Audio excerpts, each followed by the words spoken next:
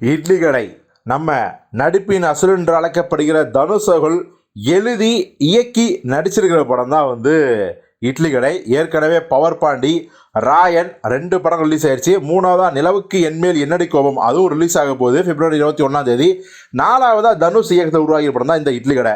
இப்போ இட்லி கடை பற்றின போஸ்டர்ஸ் எல்லாம் இதுக்கு முன்னாடி சில போஸ்டர்ஸ் தனுஷ் தரப்பு வெளியிட்டாங்க.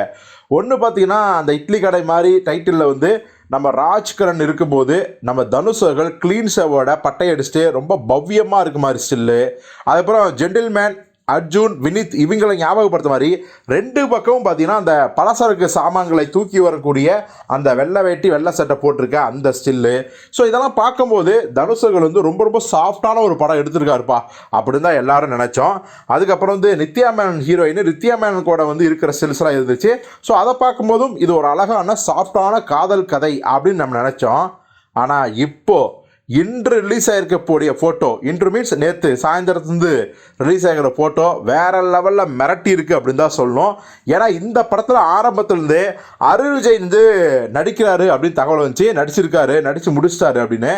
ஆனால் எந்த கேரக்டர் பண்ணியிருக்காரு, அவர் வில்லனா இல்லை கேரக்டர் ஆர்டிஸ்ட் அப்படிங்கிற பல்வேறு குழப்பங்கள் வச்சு இப்போது அருண் விஜய் இருக்கிற ஃபோட்டோவை போஸ்டரில் போட்டு பரபரப்பின் உச்சியை கிளப்பி விட்டார் நம்ம தனுஷ் அவர்கள். ஏன்னா அந்த போஸ்டர்லேயே நம்ம அருண் விஜய் அவர்கள் ஒரு பாக்ஸராகவும், அவருக்கு என்ன சொல்கிறது, பக்கத்தில் தனுஷ் இருக்காரு, கோச் மாதிரி அந்த கெட்டப்பில் தனுஷ் இருக்கிறாரு.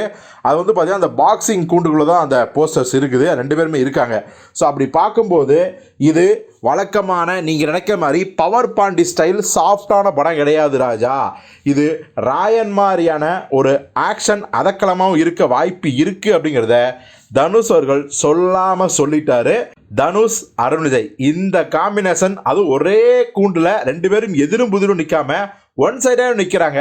ஸோ அந்த படம் என்ன மாதிரியான கதையை கொண்டுள்ளது அப்படிங்கிற ஆர்வம் இந்த ஒத்த போஸ்டர்லேயே மிகப்பெரிய அளவில் எகிரிடுச்சு அப்படிங்கிறதா உண்மை.